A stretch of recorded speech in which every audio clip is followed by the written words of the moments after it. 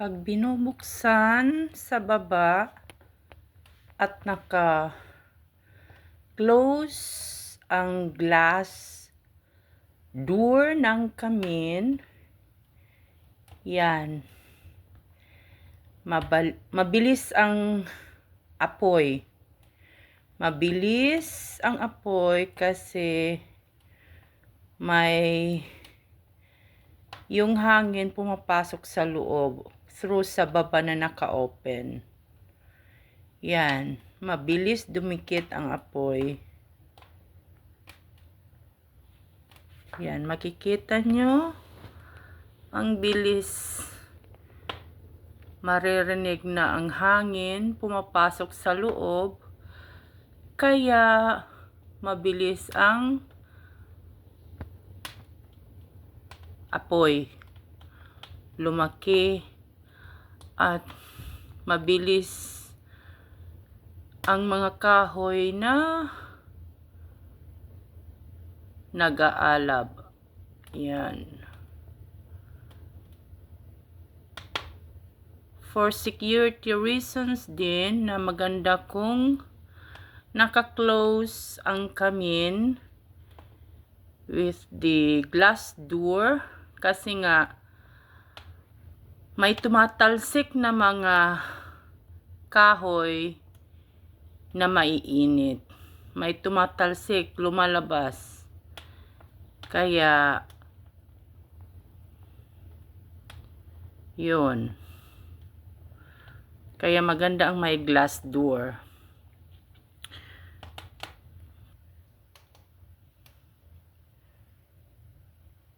May tumatalsik na mga kahoy na mainit. So, delikado. Pwedeng masunog ang buong bahay pag napunta ang maliliit na tumalsik na kahoy na mainit sa mga papel or ibang gamit malapit sa kamin. So, kaya ganyan ang pagkagawa ng kamin. May semento dito. Yan. Yan ang mga tumatalsik pag naka-open ang kamin. For security reasons kung bakit may glass door ang mga kamin. Yan. Kasi yan ang isang reason na masunog ang bahay pag may lumalabas, may tumatalsik na mga maliliit na kahoy na mainit. So, yun. Yan ang na-observe ko. For hours na talaga may lumalabas na mga mainit na kahoy, maliliit, pag hindi nakasara ang glass door. So, iyan ang tip ko sa inyo pag may kamin.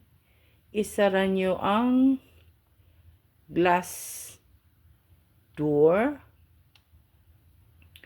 para hindi masunog ang bahay.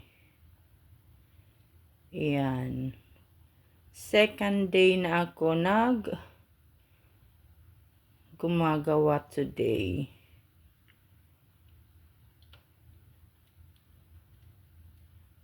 Nagpa-practice ulit kung paano gumamit ng kamin.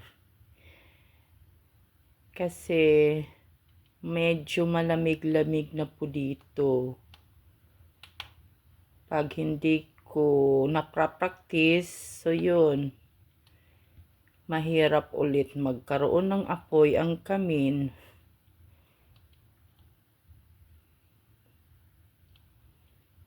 Practice ng practice hanggang matuto ulit ako kung paano.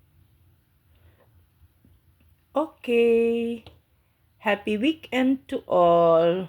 Sunday afternoon in Germany, 2 p.m. and 10 minutes. 2 p.m. in the afternoon.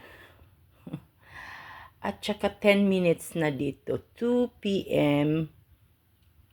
2 o'clock and 10 minutes in Germany. Happy weekend to all. Thanks for watching.